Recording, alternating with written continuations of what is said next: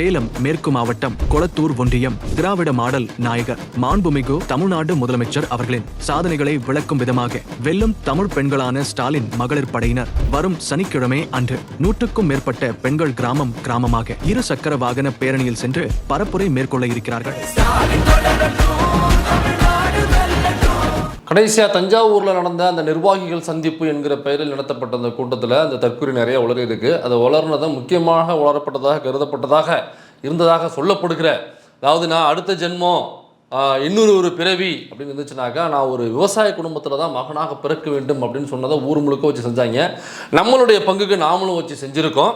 அது மட்டும் இல்லாமல் இன்னும் நிறைய விஷயங்கள் அந்த தற்கொலை உளறி இருக்குது.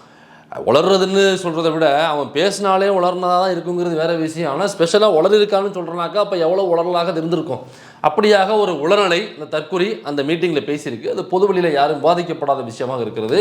குறிப்பாக அதை பற்றி தான் பேசியே ஆக வேண்டும் என்று குறிப்பாக அந்த விஷயத்தை மட்டும் தூக்கி அலேக்கா வச்சுருக்க அந்த விஷயத்தை தான் இந்த வீடியோவில் நம்ம அலசி ஆராய போகிறோம்.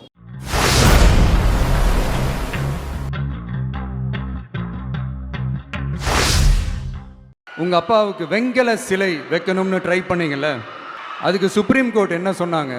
மக்களோட பணத்தில் யாருக்கு புகழ் பாட பார்க்குறீங்க அப்படின்னு கேட்டாங்கல்ல.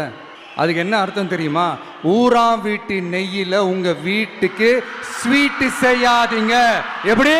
இதுதான் அந்த தலைமை தற்கொலை உளர்னது தஞ்சாவூர் கூட்டத்தில். இதில் என்னங்க உளர்றதுக்கு வேண்டியது இருக்குது? அதாவது கலைஞருக்கு சிலை வைக்கணும் அப்படின்னு சொல்லும் பொழுது இது நீதிமன்றத்துக்கு வழக்காக போயிருக்கு. அப்போ நீதிமன்றத்தில் நீதிபதி என்ன சொன்னார், நீதிமன்றம் என்ன சொன்னிச்சு அப்படின்னு கோட் பண்ணி பேசிகிட்டு இருக்காப்புல.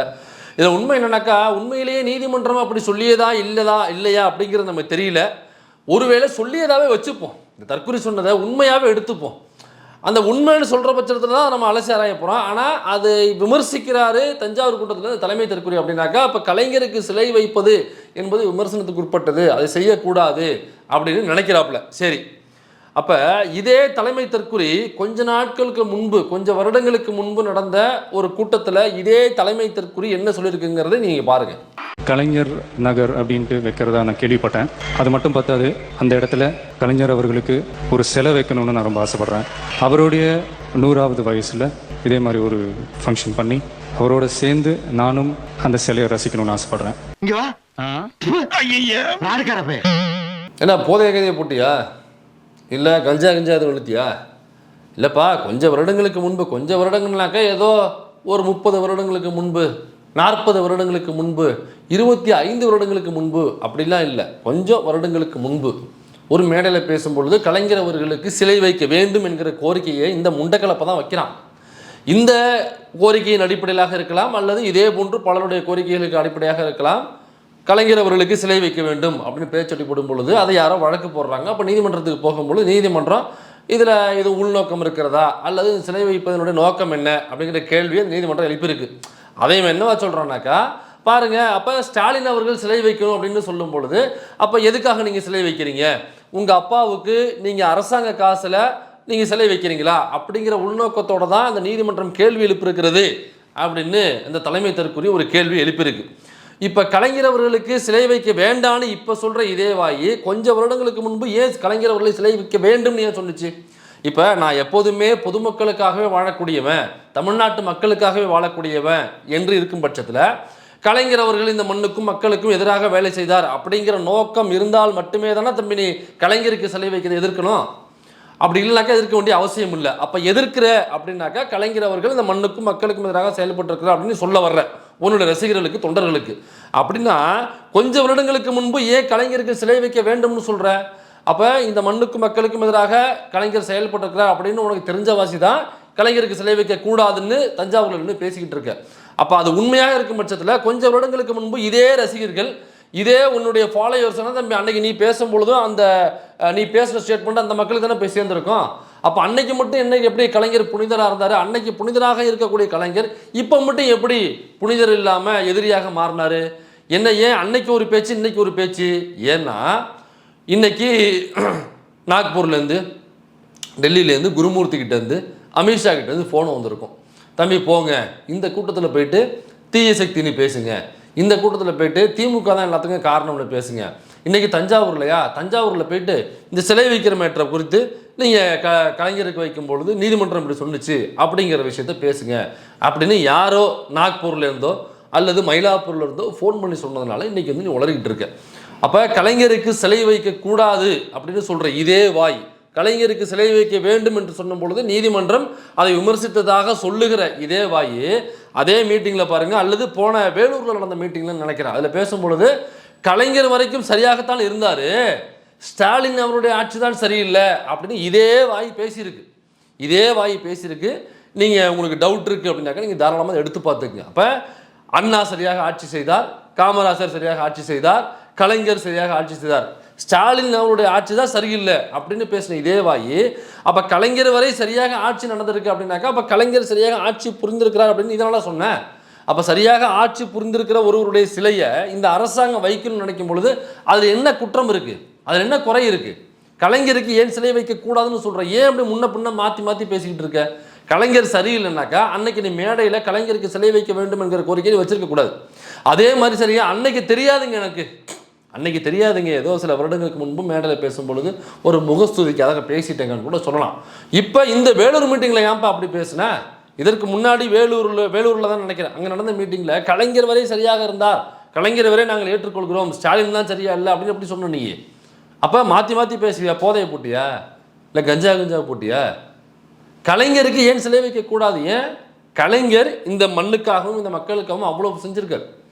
அப்போ இங்கே பெரியாருக்கு எப்படி சிலைகள் வைக்கப்படுதோ, அண்ணாவிற்கு எப்படி சிலைகள் வைக்கப்படுதோ, காமராஜர் அவர்களுக்கு எப்படி சிலை வைக்கப்படுதோ, அதே போன்று கலைஞர் அவர்களுக்கும் சிலை வைக்க வேண்டும். ஏன்னா நிறைய திட்டங்களை கலைஞர் இந்த மண்ணுக்காகவும் மக்களுக்காகவும் கொண்டு வந்திருக்கார்.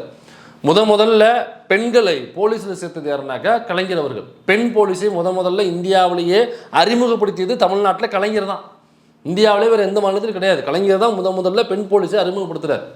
நீங்கள் பெண்கள் காவல் நிலையம் நிறையா இருக்கும். பெண்கள் வந்து முன்னாடி பார்த்தீங்கன்னாக்கா நிறைய கொடுமைகள் நடக்கும். வீட்டில் அந்த வரதட்சணை குடும்பம் நடக்கும். சோத்தில் ஒன்றும் இல்லை, சோறு தின்னுட்டு இருக்கும்போது லைட்டாக ஒரு கல் சோத்தில் நம்ம திங்கும் போது பல்லில் அடிபட்டுருச்சுனாக்கா அந்த தட்டு பறக்கிறது மட்டும் இல்லாமல் அன்னைக்கு இந்த வீட்டில் உள்ள பெண்கள் அவ்வளவு வேதனைக்கு உள்ளாவார்கள், அவ்வளவு அடி விழுகும். வீட்டில் என் வயசுக்கு நானே பார்த்துருக்கேன்னாக்கா என் வயசில் உள்ள பல பேர் இது நம்ம பார்த்துருப்போம், கண்ணால் பார்த்துருப்போம். வீட்டில் உள்ள பெண்கள் இதே மாதிரி பல கொடுமைகளுக்கு உள்ளானது. இந்த மாதிரியான கொடுமைகள் நிறைய நடக்கும் பொழுது அதை கம்ப்ளைண்ட்டாக கொண்டு போகிறாங்க ஒரு போலீஸ் ஸ்டேஷனுக்கு அப்படின்னாக்கா அங்கேயும் ஆம்பளை தான் உட்காந்துருப்பான். ஒரு போலீஸ் ஸ்டேஷனில் எஸ்ஐயாவோ இன்ஸ்பெக்டராகவோ ஏட்டாகவோ அல்லது கான்ஸ்டபிளாகவோ ஒரு ஆண் தான் இருப்பார். ஒரு ஆண் கொடுமைப்படுத்துகிறான் அப்படின்னு சொல்லிட்டு இன்னொரு ஆண்கிட்ட கொண்டு போய் கம்ப்ளைண்ட் கொடுக்கும் பொழுது அவங்களுக்கு அது புரியவே புரியாது. இது என்ன இதெல்லாம் ஒரு கம்ப்ளைண்ட்? ஆமாம்மா, நீ வீட்டில் சும்மா தானே இருக்க, அவன் வீட்டில் நாலு முழுக்க வெளியில் வேலைக்கு போகிறவன், நீ வீட்டில் சும்மா தானே இருக்க. அப்போ அந்த சோத்தில் உள்ள அரிசியில் உள்ள கல்லை கூட உனக்கு களைஞ்சி போட தெரியாதா? அதுக்கு கூட உனக்கு நேரம் இல்லையா? டிவி பார்க்க நேரம் இருக்குது, ரேடியோ பார்க்க நேரம் இருக்குது, பக்கத்து வீட்டில் உட்காந்து திண்ணையில் அரட்டடிக்க நேரம் இருக்குது, வீட்டில் ஆம்பளை பைய சோறு தங்க வர்ற வேலை செஞ்சுட்டு கலைப்பில் அப்போ கல் கூட பொறுக்கி போகிறதுக்கு நேரம் இருக்காதா என்று கேட்கக்கூடிய அதே போலீஸ்காரர் தான் அங்கே இருப்பார். அதே ஆண் தான் அங்கே போலீஸ்காரராக இருப்பார். ஏன்னாக்கா அந்த போலீஸ்காரர் வீட்டில் போய்ட்டு நைட்டு அதே வேலை தான் அவரும் பண்ணுவார். அப்போ இது தவறு என்று கூட புரியாத ஒரு ஆண் சமூகத்தில் உள்ள ஒரு ஆணுகிட்ட போயிட்டு இது தவறுன்னு ஒரு பொண்ணு எப்படி கொண்டு போய் கம்ப்ளைண்ட் கொடுக்க முடியும்? அந்த கம்ப்ளைண்ட் எப்படி வாங்குவாங்க? இந்த கம்ப்ளைண்ட்டை ஒருவேளை ஏதோ நிர்பந்தத்தின் அடிப்படையில் போராட்டம்னு பண்ணி ஏதோ நிர்பந்தத்தின் அடிப்படையில் அந்த புகாரை வாங்க வச்சா கூட எப்படி நடவடிக்கை எடுப்பாங்க? என்ன லட்சணத்தில் நடவடிக்கை எடுக்கும்? இன்றைக்கி பார்த்தீங்கன்னா நிறைய பெண்கள் காவல் நிலையம் நிறைய வந்துருச்சு, பெண் போலீஸ் நிறைய வந்துட்டாங்க. அப்போ பெண்களுக்கான ஏதாவது ஒரு கொடுமை அப்படின்னாக்கா உடனடியாக அவங்க போலீஸ் ஸ்டேஷனுக்கு போவாங்க. குறிப்பாக என்னன்னாக்கா இந்த பெண்களுக்கு நடக்கிற கொடுமை, பெண்கள் போய் ஒரு கம்ப்ளைண்ட்டு என்னை கொடுமைப்படுத்திட்டான் அல்லது வரதட்சணை கேட்டு அடித்தான் அல்லது ஏதோ அபியூஸ் பண்ணான், டீஸ் பண்ணான், இப்படி பெண்கள் போயிட்டு ஒரு வழக்கை கொடுக்குறாங்க அல்லது பெண்களுக்கு நடந்த ஒரு வழக்கு போதுனாக்கா முதல்ல எடுக்கக்கூடிய ஆக்ஷன் இந்த பெண்கள் சம்மந்தப்பட்ட வழக்கு, அதாவது பெண்களுக்கு நடக்கக்கூடிய கொடுமைகளுக்கு தான் முதல்ல எடுப்பாங்க. காலையில் நைட்டு எப்போ போனாலுமே சரி உடனடியாக ஒரு 5-6 போலீஸை ஜீப்பில் போட்டு கொடுத்துட்டு இந்த இடத்துல இருக்காங்க, அந்த புருஷன் இருக்காங்க, வீட்டில் அடிச்சுட்டாங்க, வீட்டில் அவங்க அம்மா அக்கெல்லாம் சேர்ந்து அடிச்சு போட்டாங்க அப்படின்னாங்க உடனடியாக எந்த கேள்வியுமே கிடையாது. 5 போலீஸ் அந்த ரோத்தா எடுத்து போட்டு கிளம்புவாங்க. எடுத்துகிட்டு போட்டு கிளம்புனாங்க. என்ன நடக்குன்னு உங்களுக்கு தெரியும். நான் லைவாக சில விஷயங்கள்லாம் பார்த்துருக்கேன். இதே மாதிரி லைவாக சில விஷயங்கள் நான் பார்த்துருக்கேன். இந்த மாதிரி ஒரு கொடுமை பண்ணி அந்த பொண்ணு அவங்க அப்பா போய்ட்டு கம்ப்ளைண்ட் கொடுக்குறாரு, எங்கள் பொண்ணுக்கு இந்த மாதிரி கொடுமை நடக்குது, நான் என்னென்னு கேட்க போகிறேன், என்னை பிடிச்சி தள்ளி விட்டாங்கன்னு போய் கேஸ் கொடுத்து அதிகாலையில் நடந்த சம்பவம் அது. அதிகாலையில் நடந்த சம்பவம். இவ்வளவுக்கு என்னன்னா சம்மந்தப்பட்ட நபர் ஒரு ஐடி கம்பெனியில் வேலை பார்க்குறான். ஐடி கம்பெனியில் வேலை பார்க்குறான். காலைல கொண்டு போய் அவனையும் அவன் தம்பியை இழுத்துட்டு வந்து உள்ளே வச்சு சிறப்பான செய்கைகள் செஞ்சதுக்கு அப்புறம் தான் அதுக்கப்புறம் தான் அவங்க என்ன தவறு செஞ்சாங்கன்னு அவங்களுக்கு புரியல, உடனடியாக நடவடிக்கை எடுத்தாங்க. நான் பார்த்து நிறைய நடந்திருக்குனாங்க, உங்களுடைய எக்ஸ்பீரியன்ஸில் நிறைய இந்த மாதிரி பார்த்துருப்பீங்க. அப்போ பெண்களுக்கான கொடுமை அப்படி இன்றைக்கி என்னக்கா ஏப்பா வேணாப்பா அங்கே அப்போ வேணாப்பா அது இப்போ ஒரு பொண்ணு நிற்கிதுப்பா சண்டையில், அது போயிட்டு எதாவது ஆச்சுனாங்க அந்த பொண்ணு போய் கம்ப்ளைண்ட் கொடுத்தா பெரிய சிக்கலாகிட்டப்பா, நீ எதாக இருந்தாலும் எடுத்துக்கங்க, போலீஸ் ஸ்டேஷனுக்கு பெண்கள் போய் கம்ப்ளைண்ட் கொடுக்க போகிறாங்கன்னாங்க உடனே தடுப்பாங்க. ஐயோ வேண்டாம்ப்பா. ஏன் பயப்படுறாங்கன்னா இன்றைக்கி பெண்கள் போய் கம்ப்ளைண்ட் கொடுத்தாக்க முதல்ல ஆக்ஷன் எடுத்து எவன் மேலே கம்ப்ளைண்ட் கொடுத்துருக்காங்களோ தூக்கி உள்ளே வச்சுருவாங்க. விசாரணை மிகச்சிறப்பாக நடைபெறும். பாத்ரூம் இல்லைனாலும் வலிக்கு விழுற பாத்ரூம் எங்கே இருக்கோ அங்கே கூட்டு போய் விசாரணை பண்ணுவாங்க. நீங்கள் நம்ம ஏதோ 1-2 இடத்துல வேணால் தவறாக நடக்கலாம், இன்ஃப்ளூயன்ஸ் யூஸ் பண்ணி தவறாக வேணா இருக்கலாம். ஆனால் 99% பெண்கள் போய் கம்ப்ளைண்ட் கொடுக்குறாங்க, பெண்களுக்கு ஒரு வன்கொடுமை நடக்குதுனாக்கா முதல் ஆக்ஷன் அங்கே தான் எடுப்பாங்க. அப்போ இதெல்லாம் எங்கேருந்து வருது அப்படின்னாக்கா பெண்களுடைய பாதுகாப்பு இருக்குது. அவங்க வெளியில் போய்ட்டு வெளியில் போனால் தான் வேலைக்கு இப்போ பாதுகாப்பு இருக்குங்கிற தன்மை அந்த விஷயம் அவங்களுக்கு தோணுனா தான் வெளியில் வேலைக்கு போவாங்க.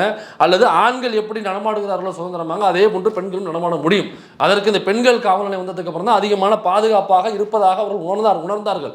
அந்த உணர்வை கொடுப்பதற்காக உண்டாக்கப்பட்டது தான் அந்த காவல் நிலையங்கள், பெண் போலீஸை அதாவது காவல்துறையில் வந்து பெண்களை வந்து உள்ளே சேர்த்தது. இது முதல்ல செஞ்சது இந்தியாவிலேயே முதல்ல செஞ்சது கலைஞர் அவர்கள்.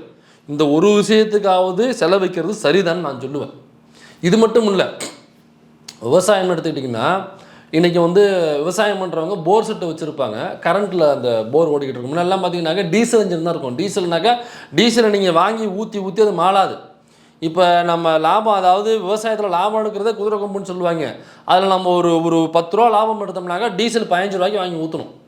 அப்போ நீங்கள் டீசல் இன்ஜின் தான் முன்னாடி இருக்கும். அதுக்கப்புறம் தான் இந்த கரண்ட் மோட்ரு அப்படிங்கிற ஒரு விஷயம் வந்துச்சு. கரண்ட் மோட்ருனாக்கா கரண்ட் பில்லு வந்து கமர்ஷியல் கட்டி நம்மளால் மாளாது.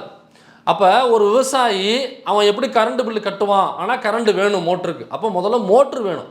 தண்ணி முன்னாடி வந்து ஆற்று பாசனம், அப்புறம் வந்து குளத்து பாசனம், வாய்க்கா பாசனம் தான் முன்னாடி இருக்கும். அதுக்கப்புறம் தான் இந்த மோட்ரு வச்சு தண்ணி இறைக்கிறதுனாக்கா பத்த மாட்டேங்குது. தண்ணி எங்கேயோ கவனம் போட்டுருவாங்க, அதுக்கு அந்தண்ட உள்ளவனுக்கு தேவைப்படும். அப்போ இந்தண்ட உள்ளவன் வந்து இதை பாய்ச்சிட்டு அனுப்பிச்சா தான் அந்த அந்தண்ட உள்ளவனுக்கு போகும். எனக்கா இந்த தண்ணி பாய்ச்சறதுல பெரிய சிக்கல் என்னன்னாக்கா அது நடைமுறை அப்படின்னாக்கா கடைசியில் நம்ம வந்து இதை போடணும், அணைய போடணும். அணைய என்ன பண்ணுவாங்கனாக்கா வரும்போது முதல்ல அணைய போட்டுருவாங்க. அவன் பாய்ச்சிட்டு அப்புறம் ஓடுவான், அப்புறம் இங்கே வரும், இவன் பாய்ச்சிட்டு ஓடுவான். அப்போ அங்கே உள்ளவனுக்கு போகணும். அப்போ முதல்ல உள்ளவன் சீக்கிரம் பாய்ச்சணும். ஆற்று பாசனமாக பாய்ச்சினா சீக்கிரம் பாயாது. அப்போ அங்கே ஒரு போர் செட்டு வேணும். அப்போ போர் செட்டு வேணும் என்ன பண்ணுறாங்க, மோட்ரு ஃப்ரீயாக கொடுக்குறாரு. யார் ஃப்ரீயாக கொடுக்குறாரு? அல்லது மானியம், அதிகமாக மானியத்தோட மோட்ரு வந்து அரசாங்கம் கொடுக்குது. இதெல்லாம் கலைஞர் அறிமுகப்படுத்திய திட்டங்கள். அப்போ இந்த மோட்டரை வந்து மானியத்தில் அதிகமாக மானியம் உள்ள மாதிரி மோட்டர் கொடுக்குறாரு. இந்த மோட்டர் வாங்கி போடுறாங்க. சில மோட்ரு போட்டாச்சு. இப்போ அது பார்க்குறாங்க, சரி சில நிலத்தடி நீர் போடுவாங்க. நிலத்தடி நீர்லேருந்து தண்ணி பாய்ச்சணும்ல அவன். அப்போ நிலத்தடி நீர்லேருந்து தண்ணி பாய்ச்சும் பொழுது கரண்ட் வேணும் இல்லையா? அப்போ கரண்ட்டுக்கு என்ன பண்ணுவான்? எப்படி கமர்ஷியல் அவன் கட்ட முடியும்? நாள் முழுக்க அவன் மோட்ரு போட்டு கரண்ட்டில் தண்ணி பாய்ச்சிருந்தானாக்கா அது 50,000 60,000 பில்லு வரும். அவன் விவசாயம் பண்ணிட்டு எங்கிட்ட போய் 50,000 60,000 பில்லு கட்டுறது. அப்போ கரண்ட் மோட்ரு கொடுத்தாச்சு. இப்போ கரண்ட்டு கொடுத்து கரண்ட்டுக்கு என்ன பண்ணணும்? பில்லு கட்ட முடியாத அளவுக்கு பண்ணணும். இலவசமாக கொடுத்தார். ஒட்டுமொத்த இந்தியாவிலையுமே விவசாயத்திற்கு இலவசமாக கரண்ட் கொடுக்கப்பட்டது கலைஞருடைய ஆட்சி காலத்தில். கலைஞர் கொண்டு வந்த திட்டம் இது. இதெல்லாம் கலைஞர் முதலாக இந்தியாவிலேயே அறிமுகப்படுத்திய திட்டம். இது மட்டும் இல்லை, சொத்தில் சம பங்கு பெண்களுக்கு யார் கொண்டு வந்தது? கலைஞர் கொண்டு வந்தது. இந்த சீமான் போன்ற இந்த நபர்கள்லாம் சொல்லுவாங்க மேடையில் பேசும் பொழுது, காமராசர் அணைகளை கட்டினார், கலைஞர் மனைவிகளை கட்டினார் அப்படின்னு பஞ்சாடி பாப்பில். ஆனால் காமராசர் அவருடைய ஆட்சியில் கட்டப்பட்ட அணைகளை விட கலைஞருடைய ஆட்சி காலத்தில் கட்டப்பட்ட அணைகள் தான் எண்ணிக்கை அதிகம். If you have any doubt நீங்கள் கூகுளில் போய் செக் பண்ணிக்கலாம், தாராளமாக நீங்கள் செக் பண்ணலாம். காமராசர் அவருடைய ஆட்சி காலத்தில் கட்டப்பட்ட அணைகளை விட கலைஞருடைய ஆட்சி காலத்தில் கட்டப்பட்ட அணைகள் தான் மிக மிக அதிகம். இதே ஒன்று கலைஞர் செய்த சாதனைகள் எக்கச்சக்கம். இப்போ ஒரு வேலையில் இருக்காங்க, அவங்க உயர் பதவிக்கு போகணும், உயர்ந்த பதவி ஒன்று இருக்கும் இல்லைங்களா ஒரு துறையில், அந்த பதவிக்கு போகணுன்னாக்கா பாப்பா மட்டும் தான் முன்னாடி உட்காந்துருப்பான். ஏன்னாக்கா பிரிட்டிஷ்காரன் பெரிய இல்லை, அவன் அந்த பிரிட்டிஷ்காரனுக்கு காட்டி கொடுத்து பெரிய பதவிகளை போய் ஃபஸ்ட்டு உட்காந்துட்டான் இல்லைங்களா. அதுக்கப்புறம் அந்த பெரிய பதவிக்கு போகணுன்னாக்கா அதற்கு முன்னாடி உள்ள பதவியில் யார் அந்த ரேஸில் இருக்காங்களோ 2-3 பேர், அவங்கள அந்த பெரிய பதவியில் உள்ள அந்த பாப்பா யாரை ரெஃபர் பண்ணுறோன்னா அவனை தான் அந்த பெரிய பதவிக்கு எடுப்பாங்களே தவிர வேறு எக்ஸ்பீரியன்ஸ் அடிப்படையிலேயோ அல்லது திறமையின் அடிப்படையிலேயோ அந்த உயர் பதவிகளுக்கு ஆள் எடுப்பது என்பது கிடையாது. சட்டத்திலே இடமில்லை. அப்படி இங்கே ஒரு விதிமுறையே இல்லாமல் இருந்துச்சு. கலைஞர் வந்ததுக்கு அப்புறம் தான் அதை மாற்றுறாரு. அப்போ உயர் பதவிகளுக்கு உள்ள அந்த இடத்துக்கு யார் போகணும் அப்படிங்கிற ரேஸில் அடுத்த இடத்துல யார் இருக்காங்களோ அவர்களை வந்து அந்த உயர் அதிகாரி ரிட்டையர் ஆக போகிற அந்த உயர் அதிகாரி ரெஃபரன்ஸ் அடிப்படையில் எடுக்கக்கூடாது. அப்போ அதில் யார் எக்ஸ்பீரியன்ஸ் அதிகமாக இருக்கிறாங்கன்னு பாருங்கள். ஒரு நாள் அதிகமாக இருந்தாலும் அந்த ஒரு நாள் யாருக்கு அதிகமாக இருக்கிறதோ அவர் எந்த சாதியாக இருந்தாலும், அவன் பாப்பானாக இருக்கலாம், பிசியாக இருக்கலாம், எம்பிசியாக இருக்கலாம், எஸ்சியாக இருக்கலாம், எஸ்டியாக இருக்கலாம், யாராக வேண்டுமானாலும் இருக்கலாம். எந்த சாதி மதம் எந்த மொழி அது தேவையே இல்லை. எக்ஸ்பீரியன்ஸில் அந்த உயர் பதவிக்கு அடுத்த கட்டத்தில் ரேஸில் இருக்கக்கூடிய 2-3 பேரில் யார் அந்த ரேஸில் எக்ஸ்பீரியன்ஸ் அதிகமாக இருக்காங்களோ அவங்கள அந்த பதவிக்கு போகணும்னு சொன்னதுக்கு அப்புறம் தான் கொஞ்சம் கொஞ்சமாக பார்ப்பனர் அல்லாதவர் அந்த இடத்துக்கு போய் இன்றைக்கி பார்த்தீங்கன்னா தமிழ்நாடு முழுக்க உள்ள உயர் பதவிகளில் பார்ப்பனர்களை விட பார்ப்பனர் அல்லாதவர்கள் அதிகமான எண்ணிக்கையில் இருப்பாங்க. அதுக்கு காரணம் யாருனாக்கா கலைஞர் இதெல்லாம் மாற்றினார். அப்போ இதெல்லாம் மாற்றினதுனால தமிழ்நாட்டில் எல்லா இடங்கள்லையும் பார்த்தீங்கன்னாக்கா 97-3 அப்படின்னு இருக்கும். இந்த ரேஷியோவை அப்படியே மெயின்டைன் பண்ணுறதுனால தான் தமிழ்நாடு மற்ற மாநிலங்களை விட முன்னேறிய மாநிலமாகவும், மற்ற மாநிலங்களை விட பகுத்தறிவாதிகள் அதிகம் உள்ள மாநிலமாகவும், மற்ற மாநிலங்களை விட இங்கே ஜனநாயகம் அதிகமாக உள்ள மாநிலமாகவும், மற்ற மாநிலங்களை விட முன்னேறிய மாநிலமாகவும் தமிழ்நாடு இருப்பது காரணம் என்னன்னாக்கா, இந்த உயர் பதவிகள் மற்ற அரசாங்கத்தினுடைய அனைத்து அலுவலகங்களையும் பார்த்தீங்கன்னாக்கா ரிசர்வேஷன் சரியாக ஃபில் பண்ணப்படுவது.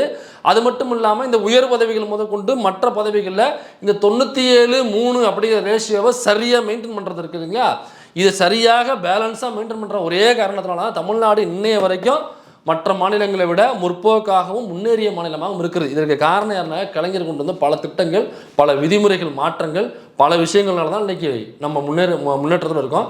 இந்த காரணத்துக்காக தாராளமாக கலைஞர் அவர்களுக்கு சிலை வைக்கலாம். ஏன் கலைஞருக்கு சிலை வைக்கக்கூடாதுன்னு சொல்கிறதுக்கு என்ன காரணம்னு சொல்லு. ஏன் கலைஞருக்கு சிலை வைக்கக்கூடாது? ஏன்னாக்கா நீதிமன்றம் சொல்லிருச்சான். நீதிமன்றம் இப்படி ஒரு கேள்வி எழுப்பிருச்சான்.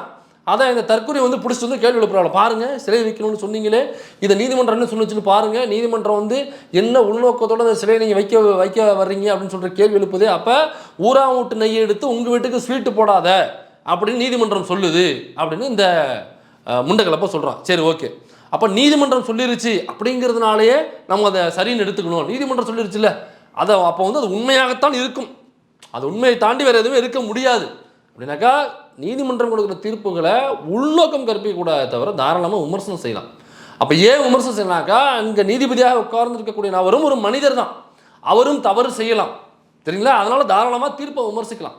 அப்போ தீர்ப்புன்னு கொடுத்துட்டாங்க, அந்த நீதிபதி கேள்வி எழுப்பிட்டார் அப்படிங்கிறதுக்காக அதை அப்படியே எடுத்துக்கணுன்ற அவசியம் இல்லை. இவன் என்ன சொல்கிறானாக்கா, அதை நீங்கள் அப்படியே எடுத்துக்கணுன்றான். நீதிபதி கேட்டாராம், அதனால நீங்கள் அதை அப்படியே எடுத்துக்கணும் அப்படின்னு அந்த தஞ்சாவூரில் கூடியிருக்க டெல்டா மக்களை பார்த்து அந்த மக்களை வந்து முட்டாளாக்குவதற்கான வேலையை அந்த பையன் பார்த்துருக்கான். சரி, அப்போ நீதிமன்றம் சொல்லுது அப்படியே எடுத்துக்கலாமா? நீ கரூரில் 41 பேரை போட்டு கொண்டு இல்லை, அதில் சென்னை ஹைகோர்ட்டு என்ன சொன்னிச்சு, இவர் ஒரு கட்சியின் தலைமை பொறுப்பாளராக இருப்பதற்கு, தலைவராக இருப்பதற்கு தகுதியற்றவர் என்று நீதிமன்றம் சொன்னிச்சு. அவர் 41 பேரை கொலை பண்ணதில் இவர் தலைவராகவே இருப்பதற்கு தகுதியற்றவர் அப்படிங்கிறத மட்டும் சொல்லலை, நீதிமன்றம் சில கேள்விகள் எழுப்புனுச்சு. ஏன்பா நீ மதியம் 12:30 மணிக்கோ 3 மணிக்கு வரேன்னு சொன்னியப்பா, 3 மணிக்கு வரேன்னு சொல்லிட்டு எதுக்குப்பா நைட்டு 8:30 மணிக்கு எதுக்குப்பா போனேன்? அந்த 5 மணி நேரம் யார் வீட்டில் பாருந்தேன்? எந்த நாய்க்குட்டியை தூக்கி கொஞ்சம் போனப்பா? 3:30 மணிக்கு டைம் கொடுத்துருக்காங்களப்பா, அப்போ SOP கொடுத்துருக்காங்களப்பா, 3:30 மணிக்கு போனாங்க, 3:30 மணிக்கு தானே போகணும். அப்போ நீ ஷூட்டிங்க்கு இதே மாதிரி தான் லேட்டாக போகுவியா? 7 மணினா 7 மணிக்கு போகல. அப்போ இங்கே மக்கள் கூடி இருக்கிறாங்களா, வெயிலில் இருப்பாங்கல்ல, அதுவும் ஒரு தலைவன் முதல் முறையாக வெளில வர்றான், 3:30 மணிக்கு வர சொல்லியிருக்காங்கனாக்கா அந்த தலைவர் அந்த மக்கள் வந்து காலிலேருந்தே வெயிட் பண்ணுவாங்கன்ற அறிவு கூட உனக்கு கிடையாதா? காலையில் 9 மணிக்கு வரேன்னு ஒரு இடத்துல சொன்னீங்க, காலையில் 9 மணிக்கு வரேன்னு சொல்லிட்டு நீ வீட்டில் பனையூர்லேயே டோரை திறக்கும் போதே மணி 9 தானே ஆகுது. அப்போ அங்கேருந்து நீ ஏர்போர்ட்டுக்கு வந்து ஏர்போர்ட்டில் போய்ட்டு ஃப்ளைட் ஏறி அங்கேருந்து இறங்கி அங்கேருந்து அந்த இடத்துக்கு போகிறது எவ்வளோ நேரம் ஆகும்? அப்போ இவ்வளவு தாமதத்தை நீ ஏற்படுத்தியது ஏன்? இந்த கேள்வி நீதிமன்றம் கேட்டுச்சா இல்லையா?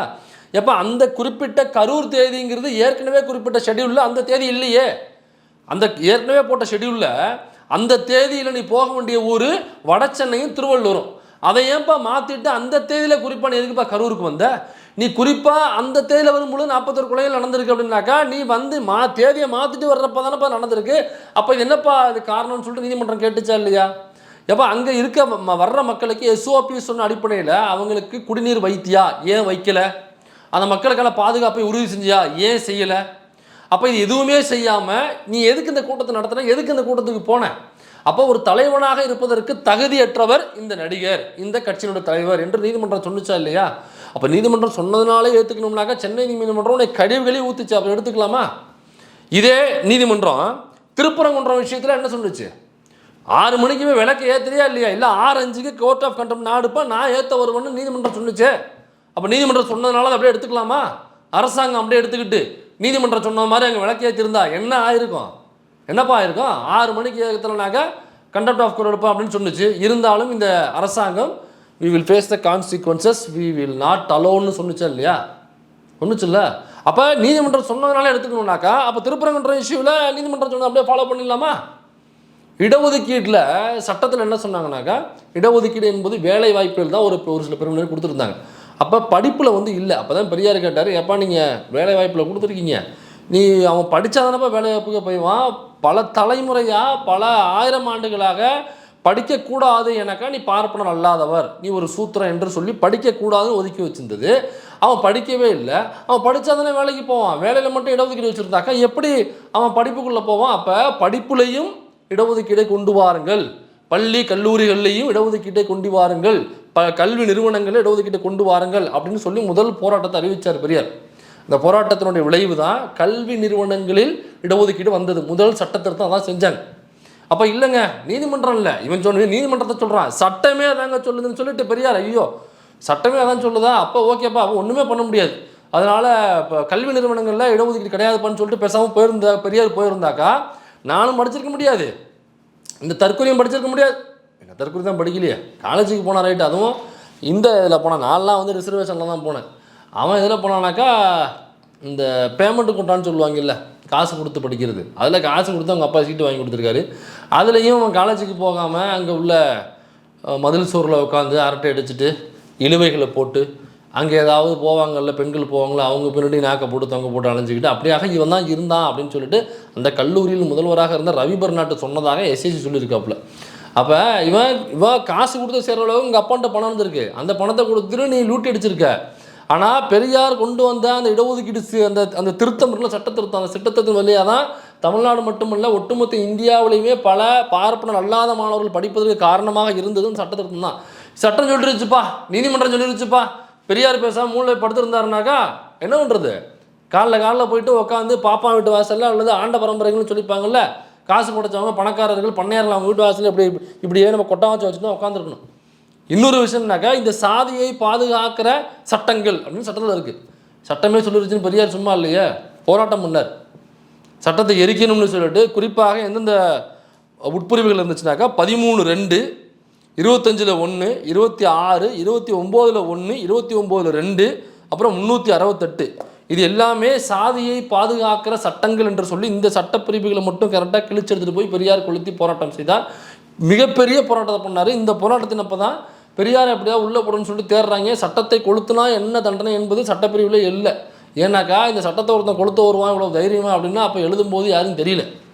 அப்போ இதுக்காக தான் வந்து மிகப்பெரிய பிரச்சனை நடக்குது. அப்போ பிரச்சனை நடக்கும்போது தான் சட்டமன்றத்தில் காங்கிரஸ்காரங்க கேட்குறாங்க, அண்ணா அப்போ உள்ளே இருக்கார், அண்ணாட்ட கேட்குறாங்க, ஏங்க உங்கள் தலைவர் தானாங்க சட்டத்தை கொளுத்த போகிறோன்னு சொல்கிறாரு, மிகப்பெரிய விளைவை ஏற்படுத்தும், நீங்கள் அவர்கிட்ட சொல்லுங்கள், அவரை உள்ளே போடுவதற்கு இப்போ உள்ள சட்டத்தில் இடம் இல்லாமல் இருக்கலாம், ஆனால் நாங்கள் அவரை தூக்கி உள்ளே போடுறதுக்கு 3 வருஷம் சட்டத்தை கொளுத்தினால் 3 வருஷம் தண்டனை என்று நாங்கள் நிறைவேற்றுவோம், ஒழுங்காக சொல்லி அவரை ஒழுங்காக இருக்க சொல்லுங்கள் அப்படின்னு சொல்லும்பொழுது அண்ணா எந்திரிச்சு சொன்னாப்புல, நான் பெரியாரோட கூடவே இருந்தேன் அப்படிங்கிற முறையில் நான் சொல்கிறேன், பெரியார் வந்து குழந்தை மாதிரி சிரித்து நான் பார்த்துருக்கேன், அவருடைய கண்களில் குழந்தை மாதிரியான சிரிப்பை நான் பார்த்துருக்கேன், குலுங்கி சிரிப்பார் அந்த கண்ணில் நான் பார்த்துருக்கேன், அவருக்கு சோகம் அழுகணும்னு தோணுச்சுனாக்கா அந்த கண்ணில் தண்ணீர் வந்து குழந்தை மாதிரி விம்மி தேமி அழுகிறத நான் பார்த்துருக்கேன், அந்த கண்ணிலேருந்து கண்ணீர் விழுந்துக்கிட்டே இருக்கும், அதை நான் பார்த்துருக்கேன், அவர் வந்து ரொம்ப சோகமாக இருந்து அந்த கண்ணில் சோகங்கள் ரொம்ப அடர்த்தியாக இருந்து நான் பார்த்துருக்கேன், ஏன் பெரியார் வந்து பயங்கரமாக கோவப்பட்டும் பார்த்துருக்கேன், ரொம்ப பயங்கரமாக கோவப்படுவார், அந்த கண்களில் அவ்வளவு எரிமலை போன்ற கோபத்தை நான் பார்த்துருக்கேன்,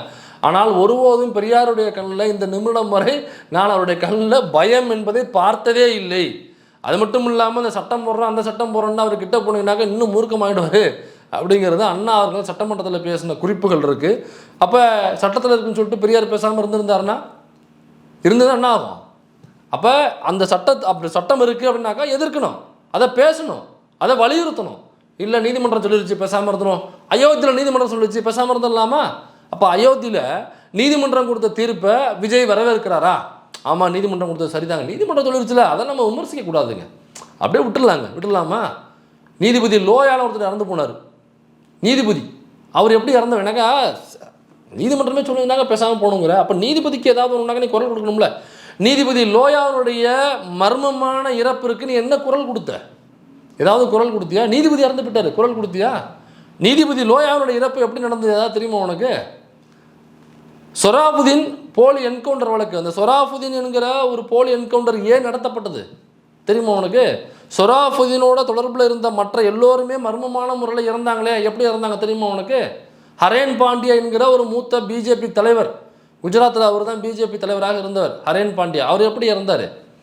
அவருடைய கொலை வழக்கில் தான் சொராஃபுதீன் வந்து சிக்கிறாப்ல. அப்போ சொராஃபுதீன் கொலை வழக்க வரும்போது தான் சொராஃபுதீனை போலி என்கவுண்டர் பண்ணுறாங்க. அப்போ சொராஃபுதீனோட தொடர்பு உள்ள எல்லாரையும் அடுத்தடுத்து சாகுறாங்க, கொலை செய்யப்படுறாங்க. அப்படியே தொடர்ந்து போனோம்னாக்க இந்த வழக்கை எடுக்கிற நீதிபதி லோயா அவர்கள் மர்மமான முறையில் சாகிறார். ஏன் சாகிறார்னாக்கா, இந்த வழக்கில் சம்பந்தப்பட்ட அமித்ஷா ஏன் நீதிமன்றம் வரமாட்டேன்னு என்கிறார். ஏன் நீதிமன்றத்துக்கு வரமாட்டார்? அவர் சட்டத்தின் முன்னே அனைவரும் சமம். கட்சியில் பெரியவளாக இருக்கலாம், பொறுப்பில் இருக்கலாம், ஒன்றிய அமைச்சராக இருக்கலாம், சட்டத்தின் முன்பு எல்லோரும் சமம். ஒழுங்கார் அமித்ஷாவை இங்கே வந்திருக்கார், மகாராஷ்டிரா வந்திருக்காருன்னு தெரியும், அவர் நாளை நீதிமன்றத்தில் வந்து ஆஜராக சொல்லுங்கள் அப்படின்னு சொன்ன நீதிபதி லோயா அவர்கள் அடுத்த ஓரிரு நாட்களில் மர்மமான முறையில் இறக்கிறார். இந்த விஷயம் உனக்கு தெரியுமா? நீதிமன்றம் சொல்லிட்டு சேர்த்துக்கணும், நீதிபதி செத்து போயிட்டாருப்பா, கொலை செய்யப்பட்டாருங்கிற சந்தேகம் இருக்குன்றாங்க, மர்மமான முறையில் இறப்பு நடந்திருக்கு. கேள்வி எழுப்பம் பார்ப்போம். நீ தான் ரொம்ப தைரியமாக நாளாச்சா கேள்வி எழுப்புத. அப்போ நீதிமன்றம் சொல்லிருச்சு, அதனாலே ஏற்றுக்கணும் அப்படின்னாக்கா, ஜெயலலிதா அவர்கள் குறித்து நீதிமன்றம் சொன்னது என்ன? திட்டமிட்ட கொள்ளைக்காரி என்று சொன்னது. சொல்ல பார்ப்போம். ஜெயலலிதாவை திட்டமிட்ட கொள்ளைக்காரி என்று நீதிமன்றம் சொல்லியிருக்கிறது. அதனால் இந்த ஜெயலலிதாவுடைய ஃபாலோவர்ஸை நாம் யாரும் கட்சிக்குள்ளே சேர்க்கக்கூடாது சொல்லி பார்ப்போம். உங்கள் கட்சியில் சேரும்பொழுது அந்த செங்கோ இட்டையன் வரும்பொழுது பேக்கெட்டில் ஜெயலலிதா ஃபோட்டோ வச்சுட்டு தான் வந்தாப்புல. அப்போ சொல்ல வேண்டியது நீதிமன்றமே சொல்லிருச்சு, திட்டமிட்ட கொள்ளைக்காரி, அவங்க ஊழல்வாதி. அவரோட அந்த ஆட்சியில் இருந்த அந்த எம்எல்ஏ செங்கோ இட்டையன் பாருங்கள், பையில் ஒன்று பாக்கெட்டில் ஏதோ வச்சிருக்காரு, அவர் திரும்ப அனுப்புங்க. நாம் வந்து கொள்கை ரீதியான நபர், செங்கோ இட்டையன் உடனடியாக திரும்ப அனுப்புங்க. சொல்ல பார்ப்போம். ஆமாம், நீ எதுக்கு கட்சி ஆரம்பிச்ச? முதல்ல ஏன் கட்சி ஆரம்பிக்கல? கட்சி ஆரம்பிக்கிறாங்கன்னா, இல்லைங்க இதுக்கு முன்னாடி இருந்தவங்க சரியில்லை, அதனால் நான் கட்சி ஆரம்பிக்கிறேன் அப்படிங்கிற காரணம் தான் இருக்கும். இருக்கிற கட்சிகள் சரியில்லைங்க, இந்தந்த விஷயங்கள் அவங்களோட ட்ராபேக் இருக்குது, அதை நான் சரி செய்ய போகிறேன், இதனப்போ காரணமாக இருக்கும்.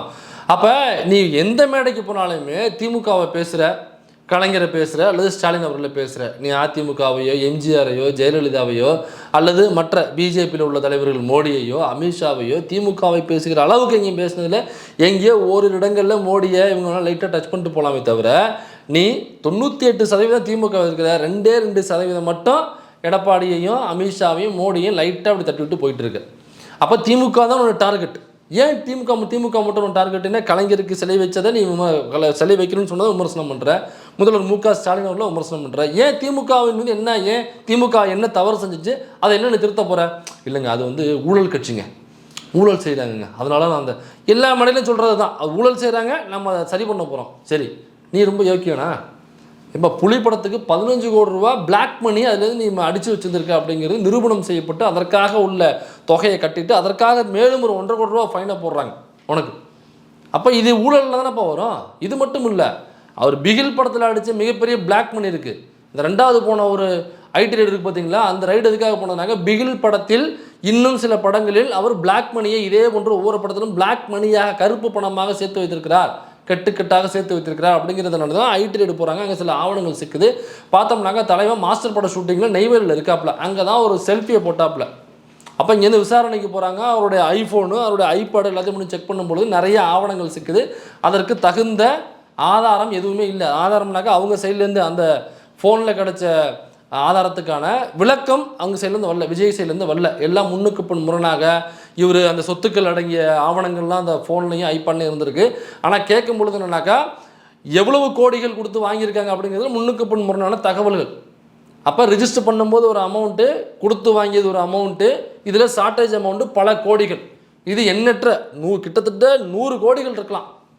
அதில் டாக்குமெண்ட்டாக சிக்கினது கொஞ்சம் தான், இல்லாமல் இருக்கிறது இன்னும் பல. இதெல்லாம் டாக்குமெண்ட்டும் சிக்கினதுனால தான் அது அப்படியே அமித்ஷா டேபிளுக்கு போய் ஒழுங்குமுறையாக கட்சி ஆரம்பிச்சிரு. இந்த எலெக்ஷனுக்கு நீ கட்சி ஆரம்பிக்கலனாக்கா இதை வச்சு கேஸ் போட்டு ஈடியை தூக்கி உள்ளே போட்டோன்னாக்கா தூக்கி வச்சு ரார் அடிச்சிருவாங்க. பார்த்துக்கு. டெல்லியில் உள்ள சிஎம்ஏ தூக்கி உள்ளே வச்சவன் அப்படின்னு அமித்ஷா, நான் டெல்லியில் உள்ள சிஎம்ஏ தூக்கி உள்ளே வச்சவன். அது மட்டும் இல்லை, அங்கே ஒரு சிஎம் இருக்கார், அவரையும் தூக்கி இதே ஈடி விளக்க போட்டு உள்ளே வச்சவன். காரணம் என்னன்னாக்கா, ஒரு டிவி அவர் வீட்டில் வாங்கி மாட்டிட்டாங்க, 15,000 அந்த டிவி. அதனால் ஈடி வழக்கு போட்டு தூக்கி உள்ளே வச்சிட்டாங்க. ஹேமந்த் சோரன், ஜார்க்கண்ட் மாநிலத்தினுடைய முதல்வர் ஹேமந்த் சோரன், அவர் மீது இன்னும் வழக்கு போட்டு உள்ளே போட்டாங்க ஈடி. அதே மாதிரி இப்போ டெல்லியில் போட்டாருங்க பார்த்தீங்களா சிஎம், அவர் வந்து எந்த குற்றமும் செய்யவில்லை, குற்றமற்றவர் அப்படின்னு சொல்லி விடுதலை பண்ணிட்டாங்க. ஆனால் விஜய்னால அந்த வழக்கை சந்திக்கிறதோ அல்லது ஜெயிலில் போய் இருக்கிறங்கிறதோ அவரால் முடியாது. ஏன்னாக்கா 6 மணி ஆனாக்கா தலைவனுக்கு இழுவையை போடணும், 6 மணிக்கு மேலே ஆனாக்கா அவர் சரக்கை போடணும், அப்புறம் இன்னும் வேறு சில பல விஷயங்கள்லாம் இருக்குது, பார்ட்டிகள் போனதுகள் வந்ததுன்னு சொல்லிட்டு இதெல்லாம் விட்டுட்டு டெய்லி ஜெயிலில் போய் உட்காந்துருந்தோம் அப்படின்னாக்கா ஒரு இவ்வளவு சுகத்தை அனுபவிச்ச ஒரு நடிகரால் எப்படி உள்ளே போய் உட்கார முடியும்? அதனால் பயந்துக்கிட்டு கட்சி ஆரம்பித்தோம். ஊழல்னாக்கா நீ அவ்வளோ ஊழல் பண்ணியிருக்கியப்பா. உன் படங்களில் நீ பிளாக் மணியை சேர்த்து வச்சதாக இருக்கட்டும், உன் தேட்டர் நீ உன் படம் வர்ற தேட்டர்களில் 2000-3000 டிக்கெட்டு யாருக்குமே தெரியாதா என்ன? போனோம்னாக்கா 2000 டிக்கெட் 3000 டிக்கெட் விற்று தானே இருக்காங்க. இப்போ இது ஊழல் இல்லையா? ஊழலை ஒழிக்க போகிறேன்னு சொல்கிற ஒருத்தவன் அவன் ஊழல் செய்யாமல் இருக்கணும். இப்போ இதே குற்றச்சாட்டை ஐயா நல்லக்கண் அவர்கள் வந்து வைக்கிறாருன்னு வைங்க. இப்போ இந்த கட்சி சரியில்லை அல்லது இந்த தலைவர் சரியில்லை, அவர் ஊழல் செய்கிறாருனாக்கா அவர் நேர்மையான நபர், அவர் அந்த குற்றச்சாட்டை வைக்கிறாருனாக்கா மக்கள் ஆமாங்க இவர் நேர்மையான நபர், ரொம்ப எளிமையான நபர், இவர் எதுவுமே ஊழல் செய்யாத ஒரு நபர், இவர் குற்றச்சாட்டு வைக்கிறது சரிதாங்க அப்படின்னு சொல்லலாம். இப்போ ஒரு சீமான் இருக்கான்னு வைங்களேன். இப்போ நான் சீமான் மீது இவன் வந்து பயங்கரமான ஒரு திரள் நிதி வாங்குறவங்க அப்படின்னு நான் குற்றச்சாட்டு வைக்கிறேன். ஆனால் நான் எப்படியாப்பட்டவன்னா சீமானை விட அதிகமாக திரள் நிதி வாங்கக்கூடியவன், சீமானை விட அதிகமாக பொய் சொல்லக்கூடியவன். நான் வந்து இவன் என்னங்க வண்டியாக பொய் சொல்கிறான், இவன் வந்து ஆமக்கறிங்கிறான், பண்ணிக்கறிங்கிறான், புடல் காஸ்டரோட வந்து நான் தான் இது பயிற்சி கொடுத்தங்கிறான், துப்பாக்கியை கவுட்டிக்குள்ளே விட்டு சுட்டாங்கிறான், இவ்வளோ பொய்கள் சொல்கிறானாங்க, அவுத்து விட்றாங்க, மூட்டையாக அவுத்து விட்றானாங்க, அண்டை புழுங்க ஆகாச புழுங்கன்னு சொல்கிறேன்னா நான் யோக்கியவனாக இருக்கணும், நான் ஹரிச்சந்திரனாக இருக்கணும். நான் சீமானை விட அதிகமாக புழுகக்கூடிய ஒருத்தனை இருந்துக்கிட்டு சீமானை வந்து பொய் சொல்கிறாங்க கிண்டல் பண்ணனாக்கா மக்கள் ஏளனம் பண்ணி சிரிப்பாங்களாம். ஏப்பா நீ ரொம்ப யோக்கியம், நீ ஏன் மைக்க பிடிச்சாக்கா அவ்வளோ புழுகுற, வீடியோவில் இம்பிட்டு புழுகுற, நீ வந்து சீமானை குறை சொல்கிறேன்னு சொல்லிட்டு கேட்பாங்க. அப்போ சீமானை குறை சொல்லணும்னாக்கா பொய் சொல்கிறான்னாக்கா நாம் யோக்கியமாக இருக்கணும், சீமான் திரள் இது வாங்குறான்னாக்கா நாம் யோக்கியமாக இருக்கணும். நீ ஊழல் பண்ணுறான்னு சொல்லிட்டு உன்னுடைய டைரியை புரட்டினோம்னாக்கா அவ்வளவு ஊழல்கள். இன்னொரு குற்றச்சாட்டு என்னன்னாக்கா பெண்களுக்கு பாதுகாப்பு இல்லை, நீ கட்டின பொண்டாட்டியே பாதுகாப்பாக வச்சுக்கல, உனக்கு பெத்த புள்ள ஒரு பொம்பளை புள்ள அதையே வந்து அவளோட கான்வெகேஷனுக்கு போக முடியல, உன் பையனுடைய கான்வெகேஷனுக்கு போக முடியல, உங்கள் அம்மா அப்பாவனுடைய 60ஆம் திருமணம் அதுக்கு போக முடியல உன்னால், உங்கள் அம்மா அப்பா தனியாக ஒரு வீடு கட்டி குடி போகிறாங்க இந்த வயசில், அதுக்கு கூப்பிட்றாங்க, அதுக்கு நீ போகலை, நீ வந்து பெண்கள் பாதுகாப்புன்னு பேசுகிற. உன் கட்சிக்குள்ளே உள்ள பெண்களுக்கே பாதுகாப்பு இல்லையடா. நாமக்கல்ல உன் கட்சியில் உள்ள ஒரு பெண்ணு, அதே நாமக்கல்ல உள்ள இன்னொருத்தன் வந்து அந்த பெண்ணை வந்து பாளையநல்லூர் சேர அவங்க கட்சியில் உள்ள பொறுப்பாளர், அந்த வீடியோவே வருது, வீடியோவே வந்ததுக்கப்புறமும் அந்த கட்சியை விட்டு தூக்கலை, இன்னமும் அந்த கட்சிக்குள்ளே அதே பொறுப்பில் தான் இயங்கிக்கிட்டு இருக்கான். இதே மாதிரி பல பெண்கள் குற்றச்சாட்டு வச்சுட்டாங்க. ஆக்னஸ்ன்னு சொல்லிட்டு ஒரு பெண்ணு வர்றாங்க, அந்த பெண்ணு மேலே வண்டி ஏற்றுற, நீ வண்டி ஏற்ற, அந்த வண்டிக்குள்ளே உட்காந்துருக்க, அப்படி சொல்லணும்ல, இருங்க நிறுத்துங்கன்னு சொல்லிட்டு கிளாஸை இறக்கி விட்டு அல்லது முன்னாடி டிரைவர்கிட்ட சொல்லி அல்லது புசியானத்தை ஃபோன் பண்ணி எப்போ அந்த நிற்கிறாங்க அவங்கள்ட்ட சொல்லி நீங்கள் என்ன பண்ணுறீங்க சாயங்காலம் இங்கே கூப்பிட்டு வாங்க தனியாக, நான் அவங்கள்ட்ட நின்று பேசிக்கிறேன், பெரிய இஷ்யூ ஆகிடும், மீடியாலாம் இருக்குது, நீ கூப்பிட்டு வாங்க நான் பேசிக்கிறேன் சொல்லணுமா இல்லையா ஒரு தலைவன்? நீ பட்டுக்கு காரை ஏற்று நீ பட்டுக்கு போயிட்டே இருக்க. உன் கட்சியில் உள்ள பெண்களுக்கே உங்ககிட்ட இருந்து பாதுகாப்பு இல்லை. இவர் வந்து திமுக ஆட்சியில் பாதுகாப்பு இல்லை பெண்களுக்கு, நாங்கள் பெண்களை பாதுகாக்க போகிறோன்னு சொல்கிறேன். தான் சீமானை பார்த்து அவனை விட அதிகமாக புழுகக்கூடியவன் சீமானை பார்த்து அண்டை புழுகுன்னு சொன்னாக்கா என்ன சிரிப்பு வருமோ, என்ன நகைச்சுவை வருமோ, அதே மாதிரி தான் நீ சொல்கிற நகைச்சுவைகள். அப்போ இதெல்லாம் குற்றச்சாட்டு இல்லை, திமுகவை எதிர்ப்பதற்கு வேறு காரணங்கள் இல்லை.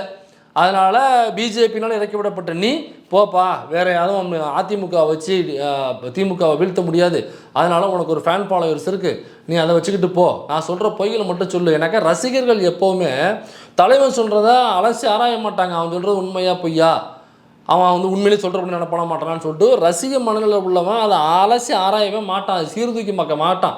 அப்போ உனக்கு ரசிகர்கள் கூட்டம் ஓரளவுக்கு இருக்குது, நீ இப்போ நான் சொல்கிற பொய்யை மட்டும் சொல்லு, நீ தீய சக்தி திமுகன்னு சொல்லு, பெண்களுக்கு பாதுகாப்பு இல்லைன்னு சொல்லு, ஊழல் செய்கிறேன்னு சொல்லு. இதுதான் அப்பத்துலேருந்து இதே தான், எம்ஜிஆரும் இதே தான் சொன்னார், நீயும் அதே தான் சொல்ல போகிற, அதே தான் சொல்லிக்கிட்டு இருக்க, இதை போய் சொல்லு, மற்றதை நான் பார்த்துக்கிறேன் அப்படின்னு பிஜேபி. எனக்கு இந்த ஆட்சியில் இதில் இந்த இடத்துல குற்றச்சாட்டு இருக்குது. இந்த பாருங்கள் டேட்டா இருக்குது பாருங்கள், திமுககாரன் பேசும்பொழுது டேட்டாவோட பேசுகிறான்ல, அப்போ அவனை எதிர்த்து பேசும்பொழுது நீ டேட்டாவோட பேசணும். திமுக கொண்டு வந்த இந்த திட்டத்தில் இவ்வளோ குளறுபடிகள், இந்த வரைக்கும் பாருங்கள் டேட்டா, இவ்வளோ பேர் வந்து அவங்களுக்கு போய் சேரல, இந்த வரைக்கும் இவங்களுக்கு போய் சேரல, அவங்க வந்திருக்காங்க பாருங்க, கூப்பிட்டு வந்துருக்கோம், இப்படி பேசினாதானப்போ உண்மையாக இருக்கும். அப்போ இந்த மாதிரி எதுவுமே இல்லாதனால சும்மா போகிற போக்கில் தீய சக்தி, அப்புறம் வந்து ஓம் சக்தி பராசக்தி, பெண்களுக்கு பாதுகாப்பு இல்லை, அப்புறம் வந்து ஊழல் பண்ணுறாங்க, லொட்டு லொசுக்கு மயிறு மண்ணாங்கட்டி, டேட்டாவாக எதுவுமே இருக்காது. அப்போ முழுக்க முழுக்க பிஜேபி இறக்கிவிட்டு திமுகவை மட்டுமே பேசு என்று அனுப்பியதால் அதை பெற்றுக்கொண்டு அதை அவங்க கக்கிறது அப்படின்னு நக்கிட்டு இங்கே வந்து திரும்ப கக்கி வைக்கிற வேலையைத்தான் இந்த விஜய் செய்து கொண்டிருக்காரு. அதை தான் இந்த வீடியோவில் நீங்கள் வைரலாக இருக்குது. இந்த வீடியோ 2-3 வருஷத்துக்கு முன்னாடி பேசும்பொழுது பாசத்தலைவனுக்கு பாராட்டணும் விளையாடுக்கும் பொழுது அங்கே போய் செலவைக்கணும்னு சொல்கிறேன். இப்போ வந்து அவங்க செலவைக்கிறதுக்கான கோரிக்கை வைக்கும்போது நீதிமன்றம் கேள்வி எழுப்பினுச்சுன்னு சொல்லிட்டு அதை வச்சுட்டு நீ பேசிக்கிட்டு இருக்க. இப்போ திமுகவை விமர்சிப்பதற்கு வேறு காரணம் இல்லாமல் தலைவன் என்ன பண்ணிட்டானாக்கா ஒரு பதட்டத்தில் வேறு என்ன பண்ணுறதுன்னு தெரியல. இந்த மாதிரி செலவு வைக்கிறதுக்கு, அப்புறம் கார்டன் வைக்கிறதுக்கு, தோட்டம் வைக்கிறது, துறவு வைக்கிறதுக்குன்னு சொல்லிட்டு இதை தூக்கிட்டு வர்றாப்புல. விஜயினுடைய தோல்வி பயம் கண்களில் தெரிவிக்கிறது. 2026 எலெக்ஷனில் மக்கள் தங்களுடைய ஆதரவு யாருக்கு என்பதை தெரிவிப்பார்கள். அன்னைக்கு தெரியும் உனக்கு. ராஜா, நான் திரும்ப சொல்கிறேன், இதே ஸ்க்ரீனுக்கு இதே சினிமாவுக்கு தான் திரும்ப வருவேன். வா.